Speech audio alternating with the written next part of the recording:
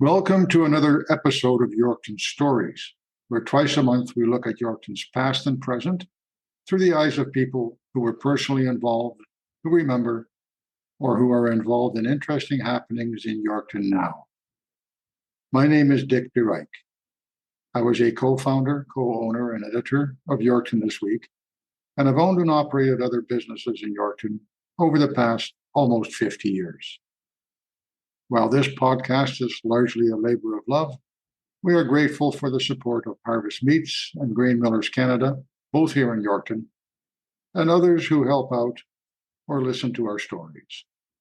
Our podcasts are heard on our website, yorktonstories.ca, where you will also find photos, links, and other information associated with each podcast where available. In many cases, you can not only hear the stories, you can also see and read information about the podcast topics. We can also be found on all major podcast directories, including Spotify, Google Podcasts, Apple Podcasts, Amazon Music, iHeartRadio, and others. What's in a name? A street name, specifically. Sometimes more than we know or assume. Sometimes obvious, sometimes just fantasy, a product of imagination, a name with no obvious connection to anything Yorkton. Sometimes a complete mystery. And sometimes a connection to a little known but fascinating bit of local history. There is a one-block piece of street between Livingston Street and Argyle Street, one block that is basically a continuation of Beck Avenue, which runs north and south from Foster Street, south of the railway tracks, to Livingston Street, where the old flour mill stands. The street sign on the corner of that street and Argyle says Beck Avenue, but that's not the name of that block. For years, until the new downtown street signs were put up, very attractive signs, I might add, the plain old green and white sign said 2nd Street. The official city maps and plans and Google Maps all say 2nd Street. It has been 2nd Street for more than a century, until somebody put up a new sign with the wrong name. In the grand scheme of things, I'll admit, it's not important. There are no buildings on that one block piece of street. Nobody's address was affected by changing the name. But it has done away with the most interesting piece of Yorkton history, and that's a shame. History and folklore related to where we live and work and play is important. It gives us and our community a sense of who we are and where we came from. And 2nd Street has a history. Back in the early part of the 20th century, there was a very successful businessman in Yorkton named Levi Beck. He owned a number of businesses and a huge farm that stretched from present-day King Street to York Lake, 4 square miles of land, so big that even he didn't know what all he owned.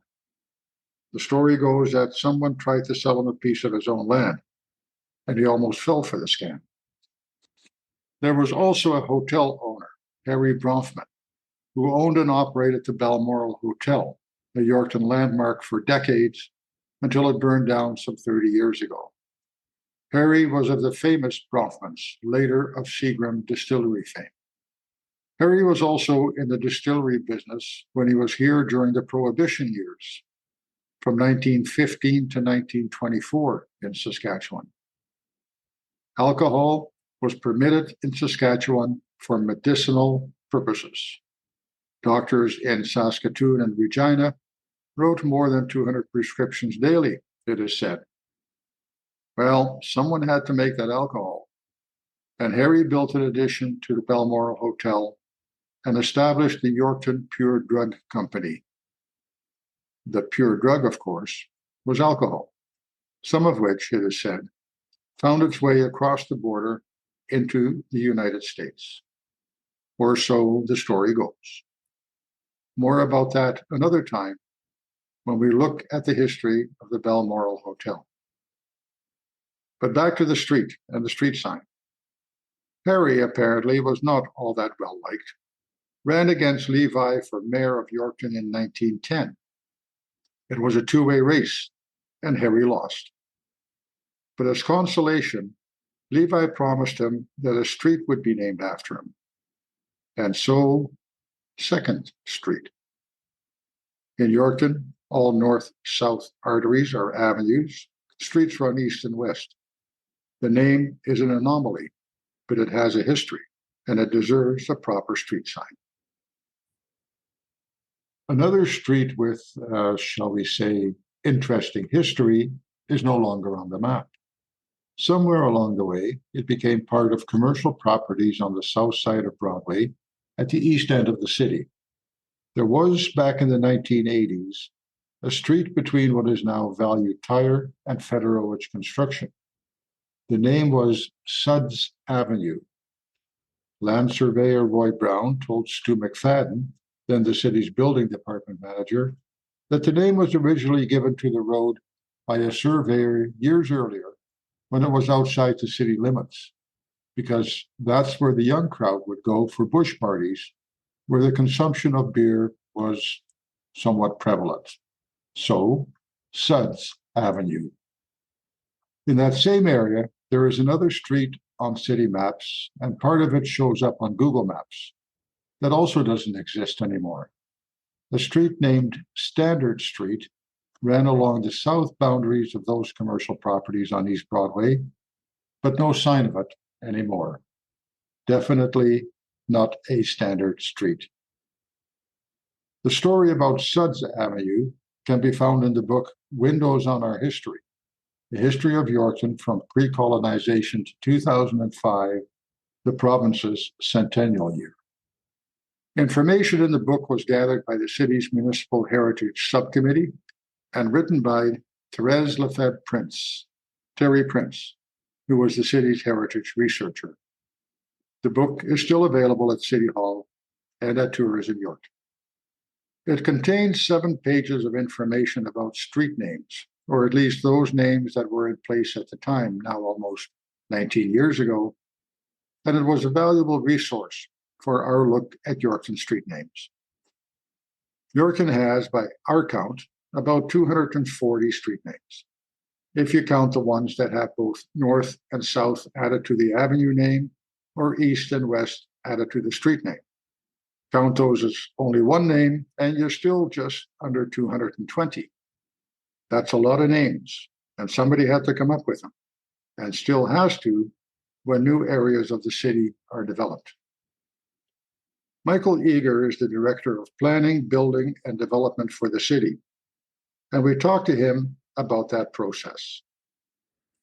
How does the city decide, or who decides, how streets are named? I'm guessing that you have a policy because the city has policies about just about everything. What is the process for when a subdivision or a section of the city is built for coming up with the street names? I guess the natural process for it is always that council ultimately decides on, and they approve the street names that are implemented, or the neighborhood names, subdivision names, etc. The origins of those names definitely depends on the situation.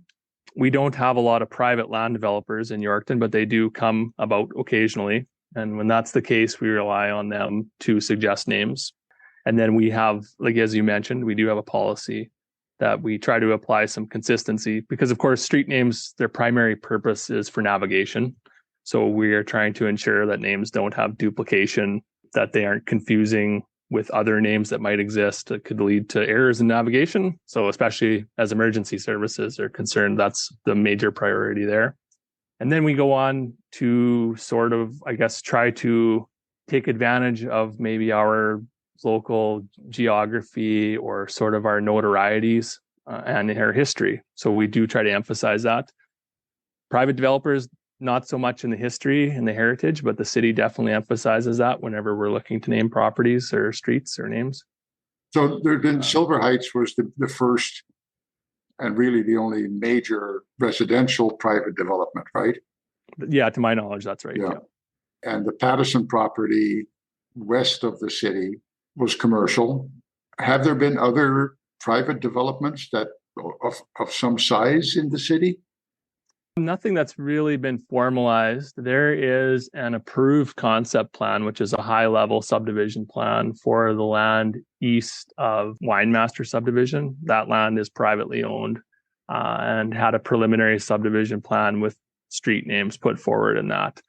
Those names are all very thematic and relating to the name of the subdivision, which I believe was proposed to be Willow Creek Estates. So taking advantage, I guess, kind of the proximity to the Yorkton Creek and kind of going onward from there. So again, a lot of names related similar to kind of, again, trees and kind of geographic and geological features. More recently, you mentioned the subdivision, the Pattison subdivision. We gave them the opportunity to suggest a name, and they were happy to continue the Fitchner Road name that was established to the north of them. And then there is a subdivision at the southeast end of the city by Flammon's, and which is the new truck wash there, as well, Soak Zone. And the developer of Soak Zone was required to pay for the road improvements that went in alongside their subdivision. And that street was actually just named Service Road formally. So we gave them the opportunity to suggest a slate of names, and ultimately they asked for Hershey Road. And so that was put forward by the developer. No historical significance or heritage, but was deemed kind of appropriate through our policy and approved by council. So there isn't that many private examples for sure. We also talked about 2nd Street, and if something can or should be done about that, since the name on the sign doesn't match the official name of the street, even on city maps. One challenge with navigation is when streets change names when you don't turn off of them. So when you're on a thoroughfare that continues on and the street name changes, that wreaks havoc from a navigation and emergency response. We might try to correct or attenuate some of those situations as we can. So an illegal name change may not be required. And if there's no address is on it, then we may not have to do a formal name change, but you may see a situation where there's a street sign that is providing continuity rather than a different name. The city was first established at its present site when the railway came through in 1891. And the main street was Front Street, running parallel to the north of the rail line at the same angle as the tracks. It was likely named after Front Street in Toronto, which was home to most of the first settlers here. In Old Toronto, Front Street was the main street along the rail lines, and just beyond them, Lake Ontario. On the other side of the tracks in Yorkton was South Front Street. It still exists by that name, although its namesake to the north was renamed Livingston Street in 1917 in honor of lawyer Charles Donald Livingstone, who was mayor in 1913, but soon left to join the military and was killed in action in World War I in 1960. Within a few years, another main street was developed, running directly east-west, just to the north of Front Street. Apparently, the businesses on Front Street were not all that happy, having to deal with the soot and smoke and noise of the steam engines, and Broadway, as it was called, soon became the heart of the city. Why Broadway? The powers that be of the town at the time decided to make the street 99 feet wide, a broad street, to handle all those horses and buggies that were coming from miles around to get their goods in Yorkton. Little did they know how foresightful a decision that was. Livingstone was not the only mayor to have a street named after. In fact, almost all mayors from the founding of Yorkton until 1960 are remembered on street names: McFarland, Kilbourne, Collicott, Dunlop, Clark, Beck. There were two by that name in the first decade of the 1900s, Charles and Levi. Peaker, two of those as well, James and Charles, 20 years apart. Gibson, Pinkerton, Stewart, Barber, Langrel, Novak, and Fitchner. No street for Hopkins, though, who was actually the first mayor. His two predecessors were overseers, but the lake between the Ball Diamonds and the city campground in the northwest of the city, just south of York Road, is named Hopkins Lake, and no street for the mayors who followed Bill Fitchner following his retirement in 1968. Speaking of him, the road named for him runs north and south to the west side of the Harvest Meats plant off York Road. It goes north to the rail tracks and south into the new commercial development housing the UFA fuel station and Pattison Agriculture. There are no street signs up for Fitchner Road yet, which may be a good thing. On all official city maps and Google Maps, his name is spelled incorrectly, a common mistake even when he was mayor.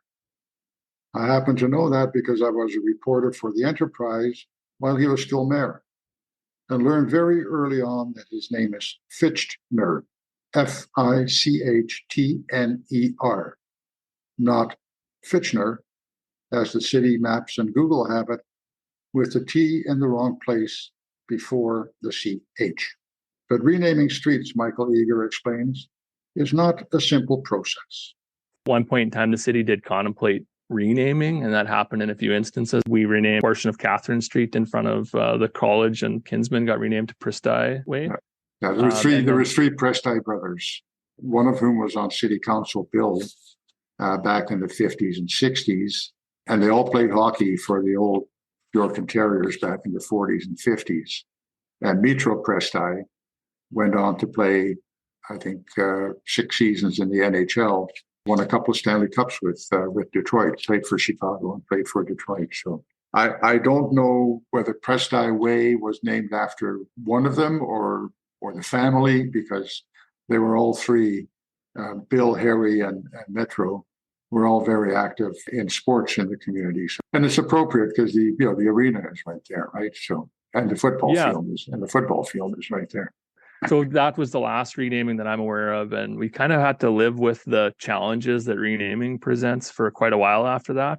I think the college, from what I understand, was generally on board with it. I don't think they really fully understood the gravity of the effect of a civic address change.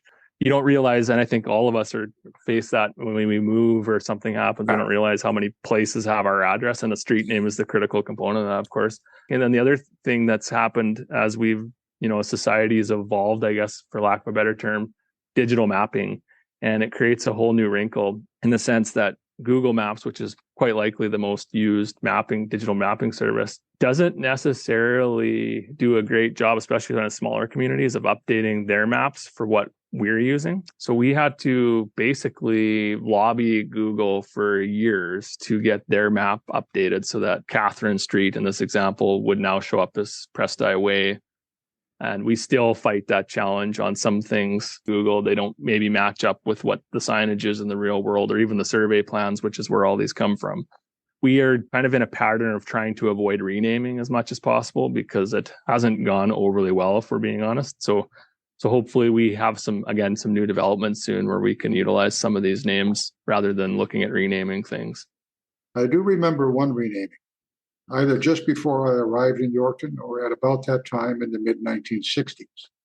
Smith Street was a straight line over the rail tracks west of downtown and continuing to Gladstone Avenue, where it ended, when the road south of the high school, on which the Western Development Museum is located, was built to take traffic out to Highway 16. Smith Street was extended in a northwest direction to meet that bypass at Gladstone Avenue. That left 2 blocks of the old Smith Street, east of Gladstone, nameless. It was renamed Booth Street in recognition of the Salvation Army, founded by William Booth, which is located on that street. The older parts of the city, generally the area between Dracup Avenue and Beck Avenue to the east, and Wallace and Franklin on the west, from York Road in the north to Independence Street and King Street in the south, was designed with rectangular blocks bordered by streets running east and west and avenues running north and south. Broadway Street was the main east-west, along with Smith Street and Darlington Avenue to the north and King Street to the south. North and south main routes were Gladstone Avenue, Myrtle Avenue, which was the edge of the city in the earliest years and the place where the railway ended until it was extended westward in 1893, the numbered avenues from 1st to 8th, and Dracup Avenue. All of those are pretty straightforward and standard, except 8th Avenue, which comes in three pieces. One block east of Home Hardware, one block between Darlington and Dunlop Streets, which is the only block with residences, and one block south of York Road. Smith Street was named for Dr. John Smith, one of the early settlers and a medical doctor. His son, J.J. Smith, built a flour mill, had a store and a brickyard. Darlington was named for Dr. John's wife. That was her maiden name. Myrtle Avenue? Well, that remains a mystery. But Betts Avenue, just to the east, is not. It was named for George Betts, who came here with his family in 1889 and homesteaded on the quarter section of farmland that went west and north from what is now Betts Avenue. And he was a town council member from 1900 to 1903. York Road harkens back to the original name, the York Colony. And King Street, well, there is King Street, Queen Street, James Avenue, Victoria Avenue, Alexandra Avenue, Ontario Avenue, Dominion Avenue, Imperial Street, Elizabeth Avenue, all reflecting the strong ties of early Yorkton to Toronto, Britain, and the British royal family. And Gladstone Avenue was named after the British Prime Minister at various times from 1868 to 1894, and so well known to the early settlers. The older part of the city also has the shortest street in the city, Balmoral Avenue, likely named for Balmoral Castle in Scotland, one of the homes of the British royal family since the 1850s. When the city started to expand after World War II and into the 1950s and 60s to meet demand for more housing, the grid system didn't necessarily stay in place. First was the post-war housing built for returning soldiers by the federal government, the square small houses with the peak roofs that can still be seen in the south part of the city, along King Street, on Peaker Avenue, Roslyn, 2nd and 3rd Avenues South. Those were all straight streets and avenues, which do make it easier for people to find their way around, as Michael Eager points out. Gladstone Avenue, for example, that roundabout, and you actually literally have to turn onto King Street to continue back down south on Gladstone. Yeah. And it's caused some issues. And I don't know if it's the current situation, but for many years, if you used Google Maps, for example, to take you from Saskatoon to Winnipeg, it would take you down Gladstone Avenue through the roundabout and then down Gladstone Avenue South. And so we've seen a few semis hung up on the roundabout at Gladstone, and it's because Google Maps is telling them that's the way to go through Yorkton. But it's also confusing for people because they turned and they're confused as to how they think so then they go back down the roundabout and try to get down Winchester, which would be a continuation straight south of Gladstone. So it's definitely a balancing act where you want to have that continuity where you can. The mobile home park in the southeast of the city and the larger subdivision in the southwest of the city consist of crescents and bays and drives that have multiple turns but keep the same name. The mobile home subdivision names are those of former city council members, but the names of streets in the southwest subdivision, built in the 1950s, have no connection to anything Yorkton. But so people could find their way, it was decided that streets running off Allenbrook would all start with the letter A, those off Circlebrook with C, those off Dalebrook with D, and those off Riverview with R. Well, almost. Hillbrook, which runs from Clarewood to Circlebrook, doesn't meet that test. And when the large vacant area across Parkview Road from St. Paul's School, initially reserved for a public school, was turned into residential lots, Park Lane Drive met that rule, but then somebody came up with Morris Bay, named for inventor and implement manufacturer George Morris, worthy recognition, but an outlier to the rule. Back in the 1950s and 60s, Logan Crescent was the upscale neighborhood, running the full length of what is now Logan Green, a large green area which was not suitable for building because of a high water table, which was also the source of Yorkton's drinking water at the time. It had wide lots, and for those on the south side of the street, a great view south. It was named for James Logan, a master carpenter who emigrated to Yorkton in 1903, and 5 years later joined up with William Black to form Logan and Black, a major force in construction on the prairies. On his death, his son Don took over the business, which later became Logan Stevens. In 1976, Silver Heights was developed by Irv and Beatrice Schindel, the first and only private residential development in Yorkton to date. The Schindels farmed and launched Yorkton Oil, Coal and Wood right after the war, then got into the construction business.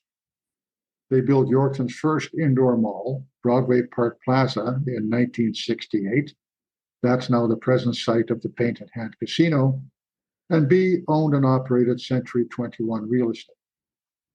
Silver Heights was intended to be an upscale subdivision, initially with controls on the colors of houses and roofs to ensure a classy look. Street names were also intended to reflect that objective, thus Marquee, Sunset, Winfield, Parkwood, and Willow. Recent growth has all been in the east end of the city, with no further room to expand to the west without running into lakes, highways, and a golf course. The Parkland Mall had opened in the 1980s, and there was room to expand for both businesses and for residential developments. First came Heritage Heights, north of Darlington, bordered by Highway 9 on the west, York Road to the north, and Mayhew Avenue, which was built in the 1970s and named for Ken Mayhew, reporter and editor of the Yorkton Enterprise weekly newspaper from 1928 to 1960. Street names in Heritage Heights are primarily former mayors and aldermen: Matheson, McBurney, Langrel, Larmer, Mackenzie, Gibson, Stewart, McNeil, and Moritz. The exception is Dallaire, for Father Dallaire, the Belgian Redemptorist priest who founded St. Gerard Roman Catholic Parish and was instrumental in the establishment of the Ukrainian Catholic Church in Yorkton. Winemaster Park, east of Mayhew Drive, was next, on land owned by Henry Winemaster. Streets there were named primarily for more council members, city officials, businessmen, and community leaders. Morrison Drive for lawyer Bill Morrison, Spice Drive for businessman Bob Spice, Wynn Place for publisher Sam Wynn, Switzer Bay for local historian and activist Milford Switzer, among them. The next phase was the land north of there. The names of those streets took a different approach, no historical significance, but names that reflect the geography, trees, flora, and fauna of the region. Good Spirit, Madge, Whitewater, Partridge, Pheasant, Stillwater, Tamarack, Aspen, Poplar, White Sand, Riverside Drive, and across the creek, large lots on Riverside Terrace. But before the mall and the development east of Highway 9, the Harris subdivision was already there, south of Broadway, but it was not within the city limits as it is now. It was built by James Henry Harris on his own land. The streets were named after the family: Harris Street, his son Gordon, and other family members and friends, Lawrence, Ray, Kelvin. To the west, on land once occupied by the drive-in theater, the streets in the commercial area dominated by Walmart are named after explorers of Western Canada: Thompson, Peter Pond, Hamilton, Palliser, McLeod, and Kelsey. There hasn't been much need for new street names in the past 10 years or so. The area, which is still largely underdeveloped, north of York Road and east of number 9 behind SGI, which is residential, has names. Is there any area of the city within the city limits that is coming up for development where names will actually be, where you'll be looking for names for streets? Or are we kind of in a holding pattern now, to fill the areas, commercial behind the tourism chamber office, residential north of York Road? Is there anything coming up? Short answer, no, nothing is coming up. We are in a bit of a holding pattern. As you mentioned, the names are already decided and allocated within. So our residential subdivision is what we're referring to as York Landing. And that subdivision was named kind of to commemorate the York colonization company that founded the initial site of Yorkton, and then therefore includes prominent persons from that era and that company.